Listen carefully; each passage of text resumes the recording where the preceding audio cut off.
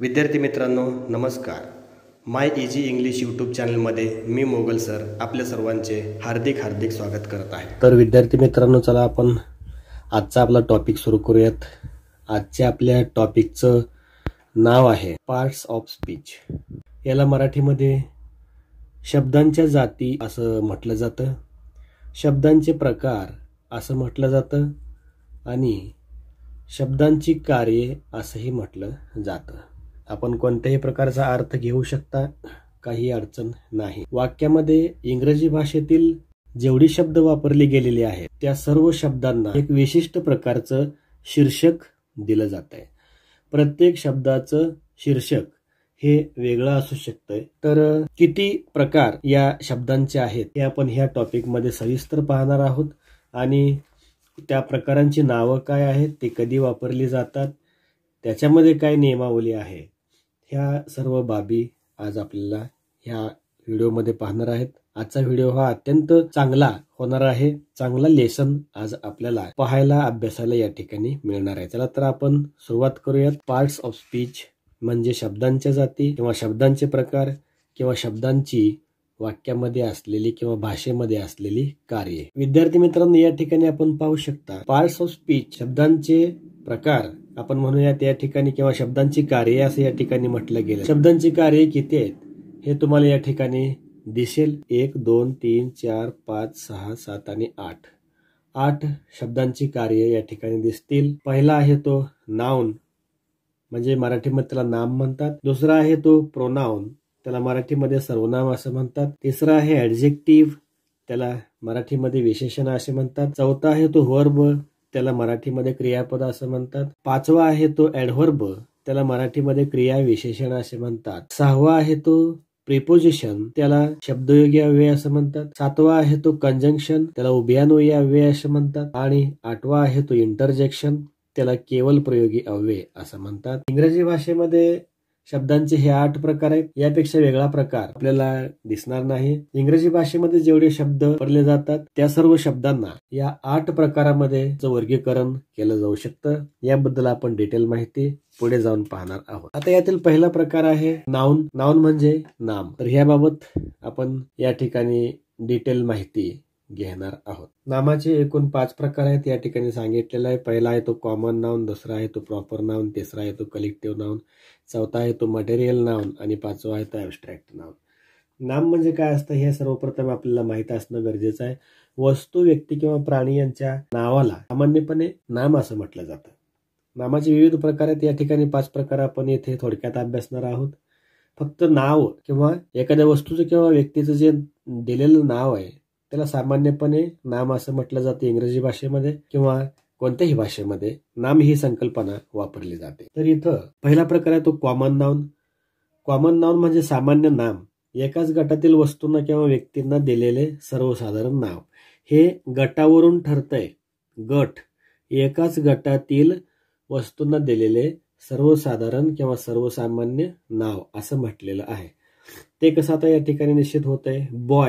Boy हे कोणाचं ठेवलेलं नाव नाही, परंतु त्याच्या वैशिष्ट्यांच्या वरून त्याला बॉय असं म्हटलं जातं.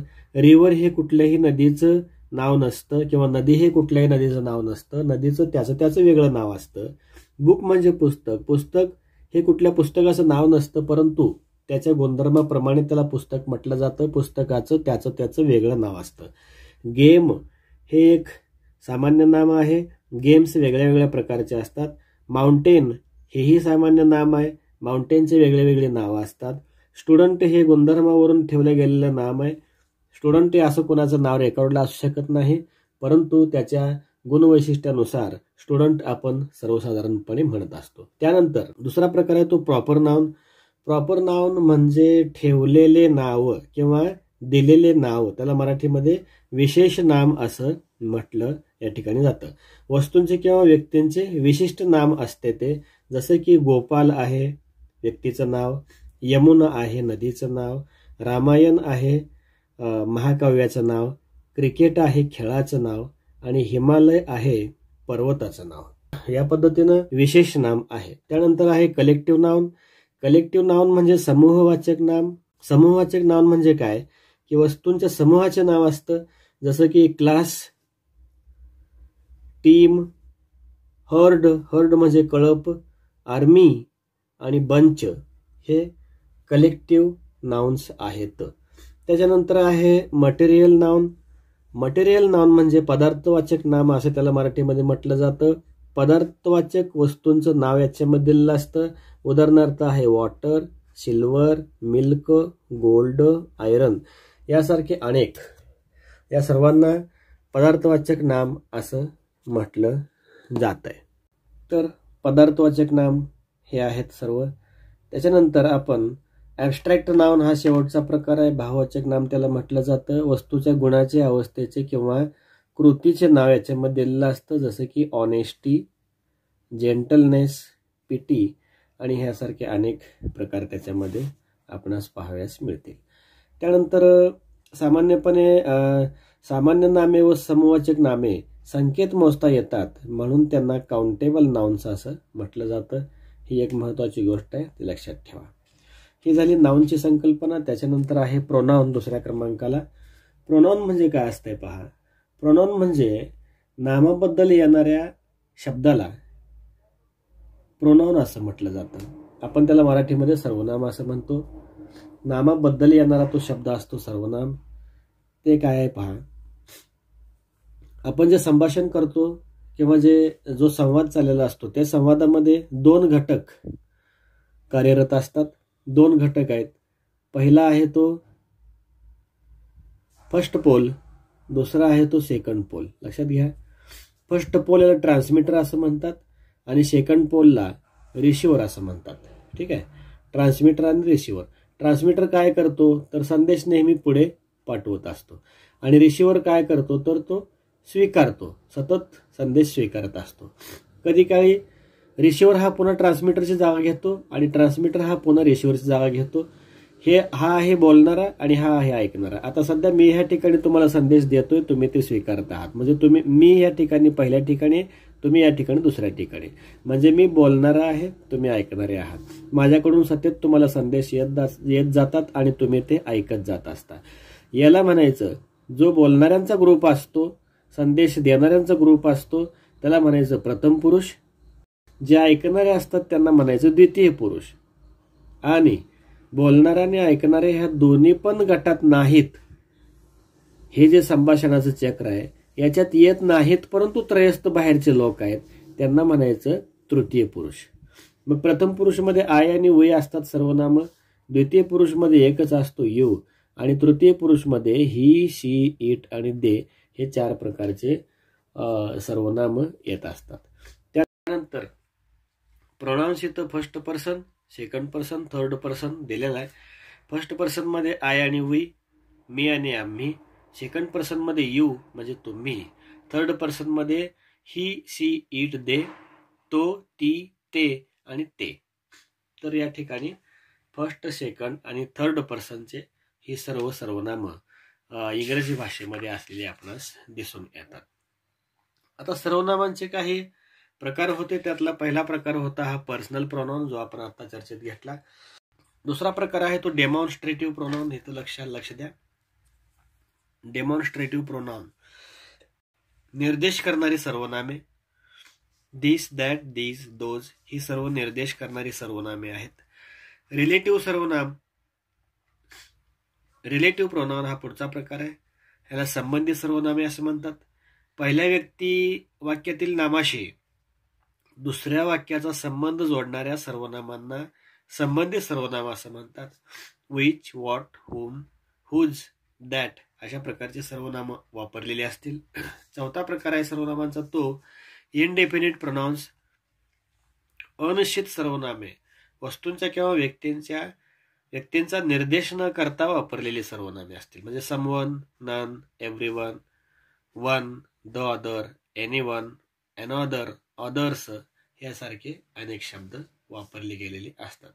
त्याच्यानंतर इंट्रोगेटिव्ह प्रोनाउन्स म्हणजे प्रश्नार्थक सर्वनाम आहे. त्याच्यामध्ये प्रश्नार्थक WH ची सर्व शब्द वापरले जातात. 6वा प्रकार आहे तो रिफ्लेक्टिव्ह प्रोनाउन. त्याच्यामध्ये क्रियेचा संबंध कर्त्याशी सूचित करणारी सर्वनामे असतात. Myself, ourself, yourself, himself यासारखे अनेक प्रकारचे सर्वनाम आहेत. त्याच्यानंतर 7वा प्रकार आहे तो एम्फॅटिक प्रोनाउन्स. एम्फॅटिक प्रोनाउन म्हणजे परिणाम किंवा जोर सूचित करणारी सर्वनामे याच्यामध्ये जोडलेले आहेत. शेल्फ आणि सेल्स हे शब्द त्या ठिकाणी जोडलेले दिसतात. त्याच्यानंतर आहे डिस्ट्रीब्युटिव्ह प्रोनाउन्स. ह्याच्यामध्ये समूह किंवा गट स्पष्ट करणारी सर्वनामे असतात. All of, both of, each of, either of, neither of अशा प्रकारचे सर्वनाम ते असतील. आता हे झालं सर्वनामांच्या बाबतीत. पुढचा तिसरा प्रकार आहे तो म्हणजे ऍडजेक्टिव्ह. ऍडजेक्टिव्ह म्हणजे नामाबद्दल जास्ती माहिती सांगणारा शब्द, त्याला मराठीमध्ये विशेषण असं म्हणतात. ऍडजेक्टिव्हचे काही प्रकार या ठिकाणी सांगितलेले आहेत. 1, 2, 3, 4, 5 प्रकारचे ऍडजेक्टिव्ह असतात. Adjective of quality, adjective of quantity, adjective of number, demonstrative adjective आणि इंट्रोगेटिव्ह ऍडजेक्टिव्ह. हे ऍडजेक्टिव्हचे काही प्रकार या ठिकाणी सांगितलेले. त्याच पद्धतीनं ऍडजेक्टिव्ह ऑफ क्वालिटीमध्ये ग्रीन, क्रुएल, काइंड, ब्रेव गुणवत्ता सांगितलेली असते. ऍडजेक्टिव्ह ऑफ क्वांटिटीमध्ये संख्या सांगितलेली असते. Much, enough, some, any. त्यानंतर ऍडजेक्टिव्ह ऑफ नंबरमध्ये पुन्हा 3 प्रकार आहेत. डेफिनिट नंबर, इनडेफिनिट नंबर आणि डिस्ट्रीब्युटिव्ह नंबर. डेफिनिट नंबर म्हणजे 1, 2, 3, 4 सगळे. इनडेफिनिट नंबर म्हणजे सम, एनी, मेनी ह्यासारखे शब्द. डिस्ट्रीब्युटिव्ह नंबरमध्ये इच, एव्हरी, आयदर, नायदर ह्यासारखे शब्द. डेमॉन्स्ट्रेटिव्ह ऍडजेक्टिव्ह मध्ये दिस, दॅट, दिस, दोज हे 4 येतील. आणि इंट्रोगेटिव्ह ऍडजेक्टिव्ह मध्ये WH चे सर्व शब्द या ठिकाणी येतील. तर ऍडजेक्टिव्हचे आपण या ठिकाणी 5 प्रकार पाहिले. चौथा प्रकार या ठिकाणी आहे पार्ट्स ऑफ स्पीच मधला हा चौथा प्रकार वर्ब आहे. वर्ब म्हणजे क्रियापद. वाक्यामध्ये क्रिया दाखवणारा शब्द जो असेल त्याला क्रियापद असं म्हटलं जातं. वाक्यातील कृती दाखवणारा शब्द त्याला क्रियापद असं म्हणतात. आय सी, सी हा क्रियापद आहे. आय एम सीइंग, तर एम सीइंग हा क्रियापद आहे. आय हॅव सीन याच्यामध्ये हॅव सीन हा क्रियापद आहे. आय हॅव बीन सीइंग याच्यामध्ये हॅव, बीन आणि सीइंग हे सर्व मिळून क्रियापद आहे. आय हॅव टू सी याच्यामध्ये हॅव टू सी हे क्रियापद आहे. आणि आय सॉ याच्यामध्ये सॉ हे क्रियापद आहे. क्रियापदाचे 1, 2, 3, 4, 5, 6 प्रकार या ठिकाणी पडतील. त्याच्यामध्ये पहिला प्रकार आहे तो ट्रान्झिटिव्ह व्हर्ब. ट्रान्झिटिव्ह व्हर्ब म्हणजे सकर्मक क्रियापद. सकर्मक म्हणजे ज्या क्रियापदासोबत कर्म वाक्यामध्ये येईल. सब्जेक्ट, व्हर्ब आणि ऑब्जेक्ट याच्यामध्ये व्हर्ब नंतर जर ऑब्जेक्ट आला असेल तर ह्या क्रियापदाला सकर्मक क्रियापद असं म्हणायचं. त्यानंतर इनट्रान्झिटिव्ह व्हर्ब. इनट्रान्झिटिव्ह व्हर्ब म्हणजे क्रियापदाच्या नंतर कर्म येत नाही. फक्त कर्ता आणि क्रियापद ह्या 2च घटकांच्या वरती तुमचं वाक्य संपून जाईल, तेव्हा ह्याला अकर्मक क्रियापद असं म्हटलं जातं. त्यानंतर आहे रेग्युलर व्हर्ब, नियमित क्रियापद. नियमित म्हणजे कोणतं क्रियापद? वर्क, वर्कड आणि वर्कड. हे कसं आहे? पहिलं रूप, दुसरं भूतकाळी रूप, तिसरं भूतकाळी रूप. तर हे नियमितपणे ईडी प्रत्यय लागून जे क्रियापद भूतकाळी होतात त्यांना नियमित म्हणायचं. आणि त्याच्यानंतर आहे इरेग्युलर व्हर्ब किंवा स्ट्रॉंग व्हर्ब. याच्यामध्ये नियमितपणे भूतकाळ होत असताना ईडी वगैरे प्रत्यय लागला जात नाही. तर सी हा क्रियापद आहे, त्याचं दुसरं रूप सॉ असं होईल आणि तिसरं रूप सीन असं होईल. तर ह्याला म्हणायचं इरेग्युलर किंवा स्ट्रॉंग व्हर्ब असं, अनियमित क्रियापद असं त्याला म्हणायचं.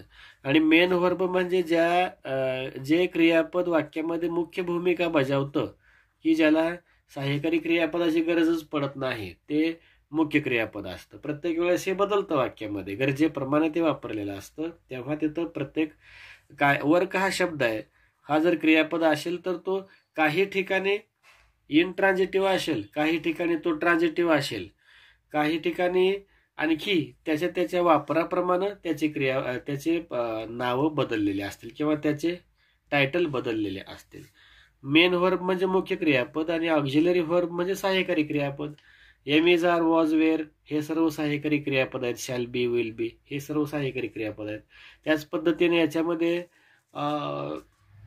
तुम्ही मॉडल ऑक्झिलरीज अभ्यासलेले असतील. मॉडल ऑक्झिलरीज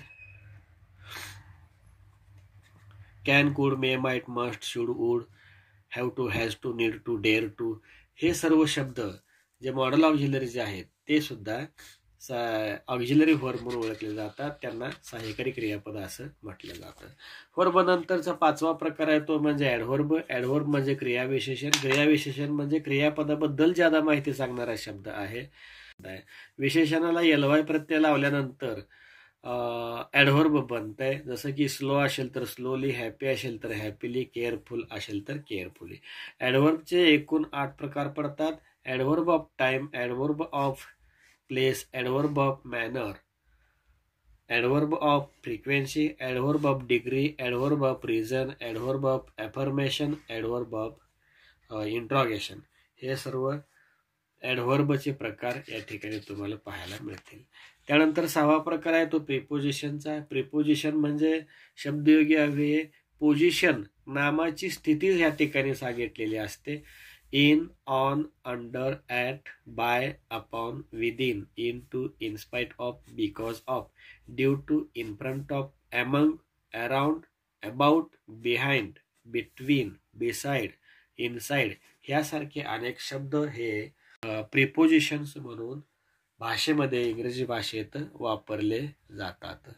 त्यानंतर आहे 7वा कंजंक्शन. कंजंक्शन म्हणजे उभयान्वयी अव्यय. वाक्यामध्ये 2 किंवा त्याहून जास्त शब्दांना किंवा उपवाक्यांना जोडणारे जे शब्द असतात त्यांना उभयान्वयी. उभय म्हणजे 2, अव्यय म्हणजे शब्द. दोघांना किंवा 2 शब्दांना किंवा 2 वाक्यांना जोडणारे जे शब्द आहेत त्या शब्दांना उभयान्वयी अव्यय असं म्हणतात. त्याला कंजंक्शन इंग्रजीमध्ये म्हटलं गेलंय. 2 प्रकारचे अव्यय ह्याच्यामध्ये आहेत. पहिला म्हणजे कोऑर्डिनेटर, दुसरा म्हणजे सबऑर्डिनेटर. कोऑर्डिनेटर्स कोणते कोणते असतात? And, or, but, either or, neither nor, for, nor, both and, not only but also आणि स्टील या सर्व शब्दांना कोऑर्डिनेटर्स असं म्हणतात. सबऑर्डिनेटर्स म्हणजे when, though, although, while, before, after, where, that, so that, since, as, because, as if, even if, in case. Coordinator वापरल्यानंतर दोन्ही उपवाक्यही समान दर्जाची असतात. सबऑर्डिनेटर वापरल्यानंतर एक उपवाक्य हे महत्वाचं आणि एक उपवाक्य कमी महत्वाचं अशा पद्धतीनं 2 उपवाक्य जोडलेले असतात. सबऑर्डिनेटर वापरून जोडली तर एक गौण उपवाक्य आणि एक मुख्य उपवाक्य. कोऑर्डिनेटर वापरून जर 2 उपवाक्य जोडली तर दोन्हीही समान दर्जाची मुख्य उपवाक्य असतील. तर हा त्याच्यामध्ये असणारा महत्वाचा फरक आहे. ते वाक्यांचे प्रकार याच्यामध्ये आपण चर्चा करणार आहोत. आणि शेवटचा पार्ट्स ऑफ स्पीच आहे इंटरजेक्शन्स म्हणजे केवळ प्रयोगी अव्यय ह्याला म्हणतात. भावनेचा उद्रेक असतो. अकस्मातपणे आपण जे बोलून जातो त्या सर्व शब्दांना केवळ प्रयोगी अव्यय असं म्हटलं जातं. जसं की अलास हा शब्द आहे. अलास म्हणजे अरे रे किंवा हाय हाय दुःख व्यक्त करत असताना ही शब्द अशा प्रकारचे शब्द वापरले जातात. अलास म्हणजे अरे रे. बी गॉन म्हणजे चालता हो, चालता हो. ब्राहो म्हणजे वा वा, वा वा किंवा शब्बास. ठीक आहे. ई म्हणजे आपण आ म्हणतो किंवा अरे म्हणतो. त्याच्यानंतर आहे हा. हा म्हणजे हा हा असा त्याचा अर्थ होईल. हॅलोचा अर्थ काय हो, काय हो किंवा काय रे असा अर्थ होईल. आपण आपल्या सोयीप्रमाणे घ्यायचा. हे म्हणजे ओ हो, ओ हो. त्यानंतर आहे ही. ही म्हणजे अच्छा. हॅलो म्हणजे काय हवं. त्यानंतर आहे हुर्रा किंवा हुर्रे. याला वाह वाह किंवा शाबास असं म्हटलं जाईल. लो म्हणजे पहा असा अर्थ घेऊ शकतो आपण. ओ म्हणजे अहो किंवा अरे रे असं म्हणू शकतो. ओह म्हणजे ओहो असं म्हणायचं आहे. शू म्हणजे शुक शुक असं एक चेतावणी देऊन बोलवल्यासारखं आहे. श म्हणजे चुप असं म्हणायचं आहे. वाव म्हणजे वाह असं म्हणायचं आहे. टट म्हणजे छी असं म्हणायचं आहे.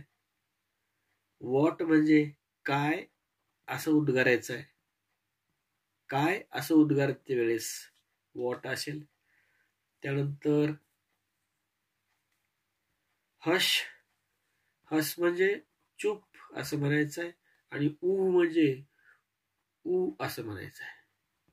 तर अशा प्रकारचे जे काही अव्यय आहेत ते सर्व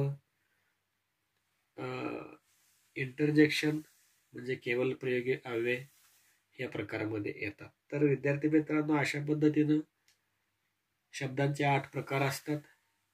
या ठिकाणी आपण 8 प्रकार थोडक्यात पाहिलेले आहेत.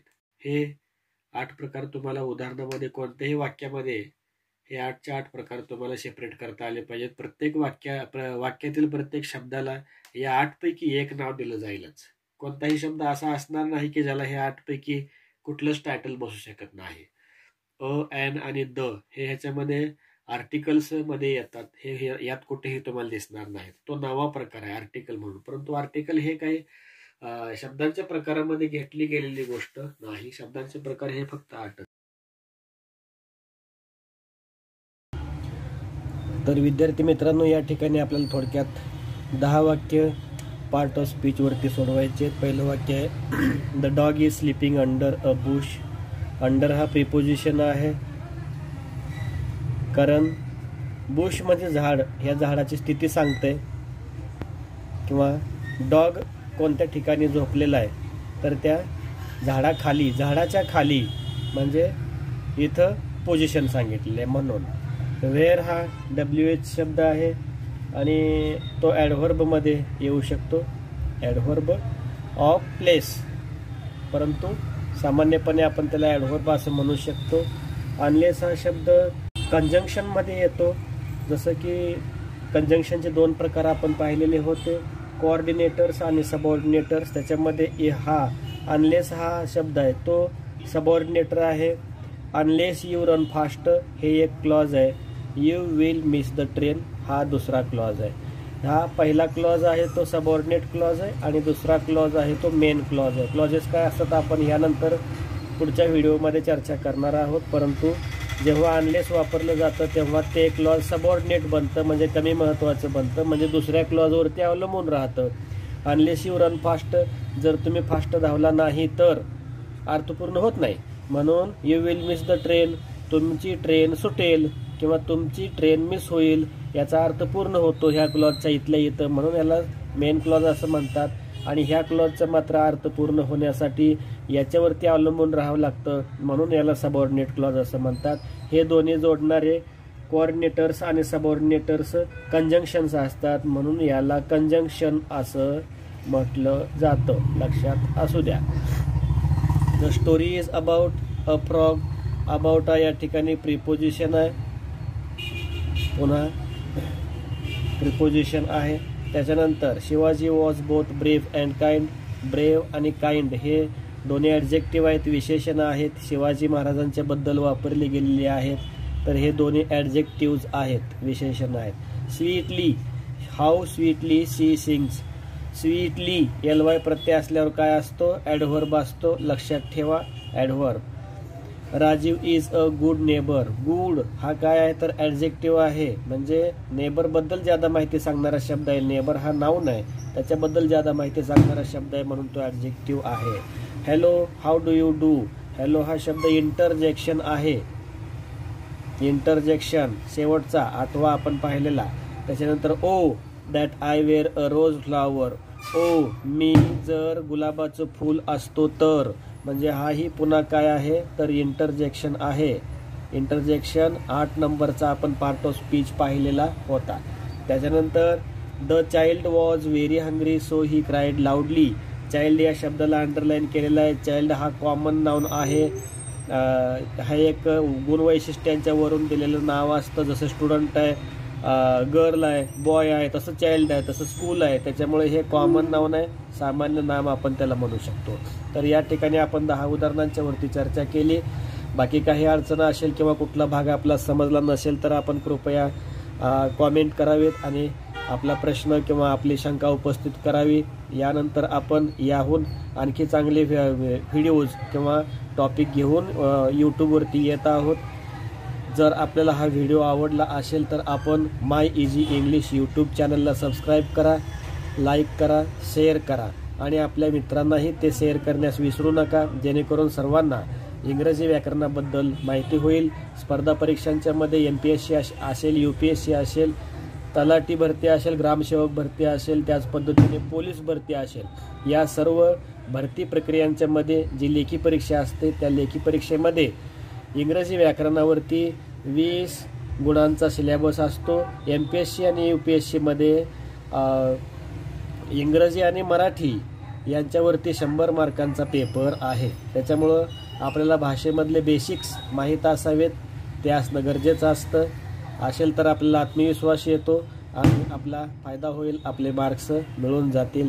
या ठिकाणी विद्यार्थी मित्रांनो आपण थांबूया, लवकरच भेटूया आपण यानंतरच्या व्हिडिओमध्ये. तोपर्यंत धन्यवाद.